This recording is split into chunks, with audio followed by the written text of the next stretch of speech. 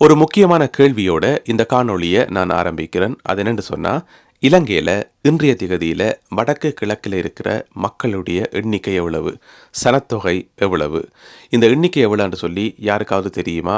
யாராவது ஒரு அரசியல் கட்சிக்கு தெரியுமா? யாராவது ஒரு தமிழ் அரசியல் கட்சிக்கு தெரியுமா?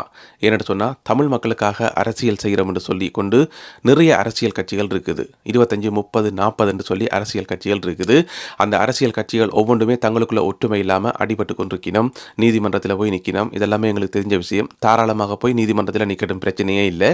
ஆனால் கேள்வி என்னென்னு சொன்னால், மக்கள் தொகை எவ்வளோ பேர் இருக்கணும்? எவ்வளவு மக்கள் தொகைக்கு நீங்கள் அரசியல் செய்கிறீங்கள்? உங்களுடைய அரசியல் ஆளுகைக்கு கீழே எத்தனை பேர் பயன்பெறினம்? எத்தனை பேருக்காக நீங்கள் உங்களுடைய அரசியலை செய்கிறீங்கன்றதான் இங்கே இருக்கக்கூடிய முக்கியமான கேள்வி. ஏனென்று சொன்னால், அண்மை காலமாக இலங்கையினுடைய வடக்கு கிழக்கு பகுதிகளில் இருந்து ஏராளமான மக்கள் நாட்டை விட்டு தொடர்ந்து வெளியேறிக்கொண்டே இருக்கின்றார்கள். ஒரு உத்தியோகபூர்வம் இல்லாத ஒரு தகவலின் அடிப்படையில் அண்மை காலமாக கனடாவுக்கு மட்டும் 20,000 பேர் போயிருக்கிறார்கள் என்று சொல்லி ஒரு தகவல் இருக்குது. அதே வழியில் இன்னும் நிறைய பேர் வேறு நாடுகள், பெரிய நாடுகள், சின்ன நாடுகள் என்று சொல்லி தொடர்ந்து போய்கொண்டிருக்கிறார்கள். நான் இலங்கையை விட்டு வெளிநாடுகளுக்கு போக இருக்கிறார்களை பற்றி குறை சொல்ல முடியாது. இது குறை சொல்றதுக்கு இல்லை. இது ரிப்போர்ட்டிங், உள்ளதை உள்ளபடி சொல்றேன், இப்படி நடக்குது என்று சொல்லி. ஏன்னு சொன்னால், இன்றைக்கு நீங்கள் எந்த ஒரு இளைஞர் யுவதியோட நீங்கள் பேசி பார்த்தாலுமே அவர்களுடைய பேச்சில் வாரது முழுக்க கனடா, லண்டன், இந்த மாதிரி வெளிநாடு தான். வெளிநாட்டுக்கு எப்படி போகிறன்ற பற்றி தான் அவர்களுடைய பேச்சிற்கு. ஏதாவது விசா இருந்தால் சொல்லுங்கன்னா, ஏதாவது வழி இருந்தால் சொல்லுங்க, ஏதாவது ரூட் இருந்தால் சொல்லுங்கன்னு சொல்லி இதுதான் கதையாக இருக்குது. இலங்கையில் வடக்கு கிழக்கு தமிழ் இளைஞர்கள் மத்தியில் வெளிநாட்டு மோகம் மிக மிக அதிகமாக அதிகரிச்சிருக்கு. ஒரு பக்கம் நடந்து முடிஞ்ச பெரிய யுத்தத்தில் நாங்கள் நிறைய பேரை இழந்திருக்கிறோம். அது ஒரு பக்கம். அதுலேயே எங்களோட சனத்தொகை கணிசமான அளவு குறைஞ்சிருக்குது.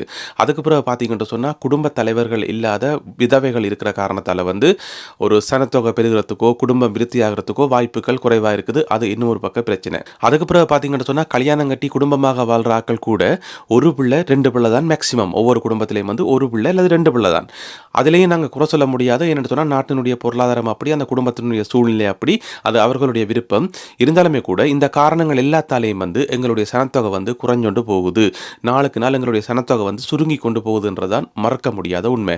இந்த சந்தர்ப்பத்தில் 2 விதமான ஆபத்துகள், இலங்கையில் வாழ்கிற மக்கள் எதிர்கொள்ளக்கூடிய 2 விதமான ஆபத்துகள் பற்றி இந்த காணொலியில் நான் விரிவாக சொல்ல போகிறேன். அதில் முதலாவது ஆபத்தை இந்த சனத்தொகை குறைஞ்சொண்டு போகிறது தான். தனியாக வடக்கு கிழக்கில் இருக்கிற தமிழ் மக்கள் மத்தியில் மட்டும்தான் இந்த வெளிநாட்டு மோகம் அதிகரித்து சனத்தொகை குறைஞ்சொண்டு போதான்னு பார்த்தீங்கன்னு சொன்னால், அப்படி கிடையாது. அது இப்போ சிங்கள மக்கள் மத்தியிலேயும் பரவிடுது.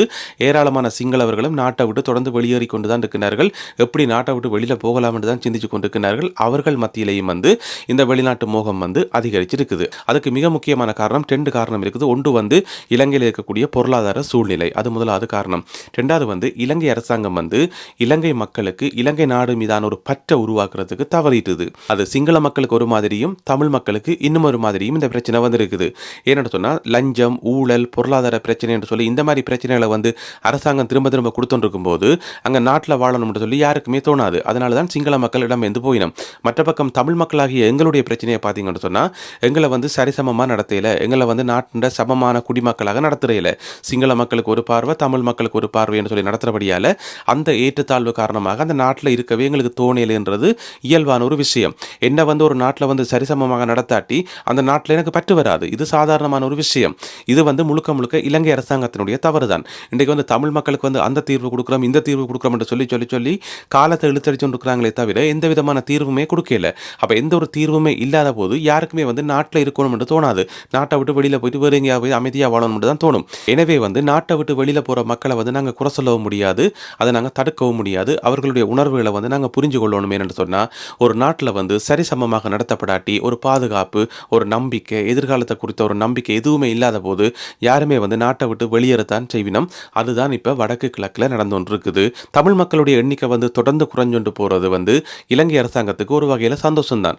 அவர்கள் அப்படி குறைஞ்சொண்டு போகிறது தான் விரும்புவார்கள். அதை அவர்கள் கண்டும் காணாமலும் விடுவார்கள். நீங்கள் கனடா போகிறீங்களா, தாராளமாக போங்க. லண்டனுக்கு போகிறீங்களா, தாராளமாக போங்கன்னு சொல்லி கண்டும் காணாமல் விடுவினமே என்று சொன்னால், அவர்களுக்கு வடக்கு கிழக்கில் தமிழ் மக்களுடைய எண்ணிக்கை குறையணும்ன்றதான் அவர்களுடைய விருப்பம். சரி, தமிழ் அரசியல் கட்சிகள் என்ன நிலப்பாட்டில் இருக்கணும்? அவர்களுடைய கையில் இருக்கக்கூடிய இருக்கக்கூடிய திட்டங்கள் என்ன, இப்படி நாட்டை விட்டு வெளியேறணும் என்று நினைக்கிற மக்களை வந்து மறைச்சு வச்சு நாட்டிலேயே நிற்க வச்சு அவர்களுக்கு ஒரு நல்ல அரசியல் எதிர்காலத்தை உருவாக்கி கொடுக்கறதுக்கு தமிழ் அரசியல் கட்சிகள்கிட்ட ஏதாவது திட்டம் இருக்கா? புலம்பெயர்வை வந்து கட்டுப்படுத்துறதுக்கு தமிழ் அரசியல் கட்சிகள்கிட்ட வந்து ஏதாவது திட்டம் இருக்கான்னு கேட்டிங்கன்னு சொன்னால், பெரும்பாலான தமிழ் அரசியல் கட்சிகளுடைய பிள்ளைகளை வந்து வெளிநாட்டிலாம் இருக்கணும், வெளிநாட்டு யூனிவர்சிட்டிலாம் படிக்கணும், பிறகு அவர்கள்ட்ட போய் என்னதை எதிர்பார்க்க முடியும்? எதையுமே எதிர்பார்க்க முடியாது. எனவே வந்து வடக்கு கிழக்கில் வந்து மக்கள் தொடர்ச்சியாக வெளியேறி கொண்டு தான் இருக்கிறார்கள். அது போக போக போக சுருங்கி கொண்டு தான் போகும். இது எங்களுக்கு மிகப்பெரிய ஆபத்தை கொண்டு வரும். தாயகத்தில் இருக்கக்கூடிய அரசியல் ஆய்வாளர் நிலாந்தன் அவர்கள் ஒரு கட்டுரையில் சொல்றாரு என்னன்னு சொன்னால், இன்றைய தேதியில் வந்து வேலை செய்யறதுக்கு ஆட்களே கிடையாதாம். ஒரு கராஜில் வந்து ஒரு உதவியாளராக வேலை செய்யறதுக்கு ஆட்கள் இல்லையாம். ஒரு மேசன் வேலை, ஒரு பெயிண்டர் வேலை, எந்த விதமான வேலைக்குமே வந்து ஆட்களை பிடிக்கிறது வந்து சரியான தட்டுப்பாடாக இருக்காம். ஆட்களே கிடைக்குது இல்லையாம். இது ஒரு பக்கம். இன்னொரு பக்கம் வந்து ஒரு 6000 வரையான படித்த பட்டதாரிகள், வேலை இல்லாத பட்டதாரிகள் வந்து 6000 பேருக்கிட்ட இருக்கணுமாம். அவர்கள் படித்த படிப்புக்கு சரியான வேலை அங்கே இல்லையாம். அதனால் வந்து அவர்கள் வேறு வேலைகளை பார்க்குற ஒரு கட்டாயத்துக்கு தள்ளப்பட்டிருக்கிறார்களாம் என்று சொல்லி அவர் தன்னுடைய கட்டுரையில் வந்து குறிப்பிடுறார். அது மட்டும் இல்லாமல் அண்மை காலமாக இளைஞர் யுவதிகள் மத்தியில் வந்து இந்த வெளிநாட்டு மோகம் வந்து மிக மிக அளவுக்கு அதிகமாக அதிகரிச்சிருக்காம் என்று சொல்லி அவர் தன்னுடைய கட்டுரையில் குறிப்பிடுறார். யாழ்ப்பாணத்தில் வந்து கண்ணாத்திட்டியில் வந்து ஒரு நிறுவனத்துக்கு முன்னால் ஒரு போட் போட்டு கிடக்காம். BA கனேடியன் என்று, ஒரு கனேடியனாக இரு என்று சொல்லி அதில் ஒரு போட் ஒன்று வச்சுக்கிறாங்களாம். கனடாவிலேயே அப்படி ஒரு போட்டை நான் பார்த்ததே இல்லை. கனேடியனாக இரு என்று சொல்லி கனடாவிலேயே அப்படி ஒரு போட் இருந்த மாதிரி எனக்கு தெரியல. ஆனால் யாழ்ப்பாணத்தில் வந்து போட் வச்சுக்கிறாங்க கனடா என்று சொல்லி. இன்றைக்கு வந்து இளைஞர் யுவதிகள் மத்தியில் கதைச்சாலுமே ஒரே கனடா கதையும் லண்டன் கதையும் இந்த வெளிநாட்டு கதையும் தான். நீங்கள் பார்த்தீங்கன்னு சொன்னால் யூடியூப்பில் போடுற வீடியோக்களை வந்து கனடாவுக்கு போவது எப்படி, அந்த விசா கனடா அரசாங்கம் இத்தனை பேரை உள்வாங்குது, லண்டனுக்கு போவது எப்படின்னு சொல்லி நீங்கள் தலைப்பு போட்டு வீடியோ போட்டிங்கன்னு சொன்னால் அந்த வீடியோ வந்து நிறைய பேரால் விரும்பி பார்க்கப்படுற ஒரு வீடியோவாக இருக்கும். நிறைய வியூஸ் கிடைக்கும். அது காரணம் வந்து எல்லாருடைய சிந்தனையும் வந்து வெளிநாட்டுக்கு போகிறதா தான் இருக்குது. இதை நான் வந்து திரும்பவும் சொல்கிறேன். இதை நான் வந்து பிளஸ் சொல்லலை, இதை நான் வந்து குற்றமாக சொல்லலை. இது வந்து இருக்கிற நிலைமையை சொல்கிறேன். ஏன்னு சொன்னால் அதை சொல்கிறதுக்கான தகுதி எனக்கே இல்லை. ஏன்னு சொன்னால் நானே வெளிநாட்டிலாம் இருக்கிறேன். நான் லண்டனில் இருந்து சொல்லலாமா? சொல்ல முடியாது. ஸோ இருக்கிற நிலைமையை வந்து நான் சொல்கிறேன். இப்படி போய்க்குள்ள வந்து எங்களுடைய இனத்துக்கு வந்து ஒரு ஆபத்து காத்திருக்குது. இது முதலாவது. ரெண்டாவது வந்து எங்களுடைய இளைஞர் யுவதிகள் மத்தியில் அரசியலில் ஈடுபடணும் என்ற ஒரு எண்ணம் இருக்கான்னு கேட்டிங்கன்னு சொன்னால் அது மிகப்பெரிய கேள்விக்குறியாக இருக்குது. இப்போ நீங்கள் பார்த்தீங்கன்னு சொன்னால் நாங்கள் இப்போ இருக்கக்கூடிய தமிழ் அரசியல்வாதிகளை வந்து குறை சொல்கிறோம். இப்போ சம்பந்தர் வந்து இந்த வயசுலேயே வந்து பதவியை விட்டு கொடுக்காமல் பதவியிலேயே ஒட்டி கொண்டிருக்காருன்னு சொல்லி சம்பந்தரை நாங்கள் விமர்சிக்கிறோம். மாவை சேனாதிராஜா இயங்கு நிலையில் இருக்கிறார் இல்லைன்னு சொல்லி அவரை விமர்சிக்கிறோம். மற்ற ஆக்கள் எல்லாம் வந்து சரியாக செயல்படலைன்னு சொல்லி அவர்களை விமர்சிக்கிறோம். ஒரு பக்கம் அது ஒரு பக்கமாக இருந்தாலும் கூட அதுக்கு இன்னொரு பக்கம் ஒன்று இருக்குது. இவர்களுக்கு மாற்றாக யாராவது வர்றாங்களா, யாராவது அரசியலில் ஈடுபடினமா என்று கேட்டால் அது மிகப்பெரிய கேள்விக்குறி. அப்படி யாருமே வந்த மாதிரியே தெரியல. எந்த ஒரு இளைஞர் யுவதிக்குமே வந்து அரசியலில் ஈடுபடணும் என்று சொல்லியோ அல்லது அரசியல் கருத்தை முன்வைக்கணும் என்று சொல்லியோ ஒரு ஈடுபாடு இருக்கிற மாதிரியே தெரியல. அப்போ அப்படி ஒரு அடுத்த தலைமுறை அங்கே இல்லாத போது நாங்கள் இவர்களை தான் விரும்பியோ விரும்பாமலோ சம்பந்தர் அவர்களை தான் முதுபெரும் தலைவர் என்று சொல்ல வேண்டி கிடக்குது. வேறு வழி இல்லை. ஏன்னு சொன்னால் அடுத்த தலைமுறை அங்கே இல்லை. இப்போ நீங்கள் தமிழ்நாட்டை பார்த்தீங்கன்னு சொன்னால் 2 பெரிய அரசியல் கட்சிகள் இருக்கும்போது திமுக அதிமுக என்று சொல்லி 2 பெரிய கட்சிகள் வந்து ராஜ்யம் நடத்தி கொண்டு இருக்கும்போது நடுவில் வந்து நாம் தமிழர் என்ற ஒரு கட்சி வந்து கொஞ்சம் கொஞ்சமாக வளர்ந்து வந்து ஒவ்வொரு மேடையிலையும் பேசி படிப்படியாக வளர்ந்து இன்றைக்கு அவர்களுடைய அந்த வாக்கு வீதம் வந்து அதிகரித்து கொண்டே போகுது. அது ஒரு வளர்ச்சி. அதே மாதிரி ஒரு கட்சி உண்டு எங்களுடைய தாயகத்தில் உருவாகி இருக்கான்னு கேட்டால் கிடையாது. யாராவது ஒரு இளைஞர் தன்னை முன்னிலைப்படுத்தி அந்த துருத்தி கொண்டு வெளியில் வாரன்னு சொல்லுவோம், அப்படி வந்து தன்னுடைய திறமையை பயன்படுத்தி தன்னுடைய பேச்சாற்றலை பயன்படுத்தி ஒரு அரசியலை ஈடுபட்டு தன்னை முன்னிலைப்படுத்தி வெளியில் வாரான்னு கேட்டால் அப்படி யாருமே இல்லை. எனவே இப்போ இருக்கிற சம்பந்தர் மாவை சேனாதிராஜா இவையெல்லாம் எங்களுக்கு இப்போ இருக்கக்கூடிய தலைவர்கள். இவர்களுடைய காலத்துக்கு பிறகு இலங்கையில் அரசியலை முன்னெடுக்க போகிறது யாருன்னு எங்களுக்கு தெரியாமல் இருக்குது. ஏன்னு சொன்னால் இளைஞர் யுவதிகள் மத்தியில் வந்து அரசியல் சம்பந்தமான பேச்சே இருக்கிற மாதிரியே தெரியல. நீங்கள் ஃபோன் பண்ணி அரசியல் கட்சின்னு கேட்டால் அந்த கதை வேணாம், அதை நிப்பாட்டுங்கன்னு தான் சொல்லினமே தவிர கனடாவுக்கு என்ன விசாரிக்கன்னு தான் கதைக்கிறாங்களே தவிர அரசியலை பற்றி யாருமே கதைக்கிற மாதிரி தெரியல. இதையும் நான் பிழை என்று சொல்லல, இதையும் நான் குற்றம் என்று சொல்லல. இதுதான் அங்கே இருக்கக்கூடிய யதார்த்தமான நிலைமை.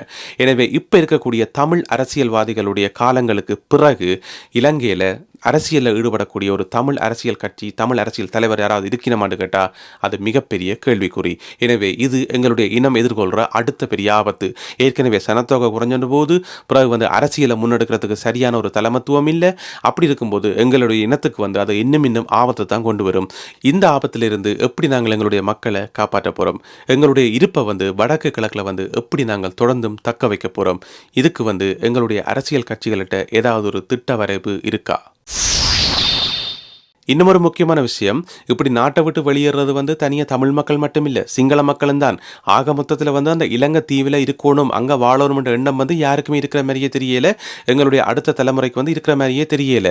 இப்போ எனக்கு ஒரு யோசனை ஒன்று தோணுது. என்னன்னு சொன்னால், இப்படி இருக்கிறதுக்கு பேசாமல் அந்த இலங்கை தீவு வந்து பிரிட்டிஷ்காரருடைய கையிலேயே இருந்திருந்தா எந்த விதமான பிரச்சனையும் இல்லை போலடக்கு. இது ஒரு எடுகோள் தான். ஒரு உதாரணம் சொல்கிறேன். ஒரு உதாரணத்துக்கு வந்து இன்றைய சூழலில் வந்து பிரிட்டிஷ் அரசாங்கம் வந்து இலங்கையில் உள்ள எல்லா மக்களையும் பார்த்து சொல்லுது, உங்கள் எல்லாருக்கும் பிரிட்டிஷ் பாஸ்போர்ட் தாரம், இனி வந்து பிரிட்டிஷ் கண்ட்ரோலுக்கு வந்து நாடு வரப்போகுது, பிரிட்டிஷ் சட்டம் தான் வரப்போகுது, நீங்கள் எல்லாரும் விரும்பின நாடுகளுக்கெல்லாம் போக முடியும் பிரிட்டிஷ் பாஸ்போர்ட்டை வச்சு, நீங்கள் இதுக்கு ஆதரவாக வாக்களிக்கிறீங்களா என்று சொல்லி ஒரு கருத்து கணிப்பு எடுத்தா எல்லா மக்களும் வந்து அதுக்கு ஆதரவாக தான் வாக்களிப்பினம் போல நடக்குது. ஏனென்று சொன்னால் நிலைமை வந்து போக போக அப்படி தான் போய் கொண்டிருக்குது. இந்த ஒரு இக்கட்டான சூழ்நிலை பற்றி மறக்காமல் உங்களுடைய கருத்துக்களை கீழே எழுதுங்கள். மீண்டும் மற்றும் ஒரு பதிவில் சந்திக்கின்றேன். நன்றி, வணக்கம்.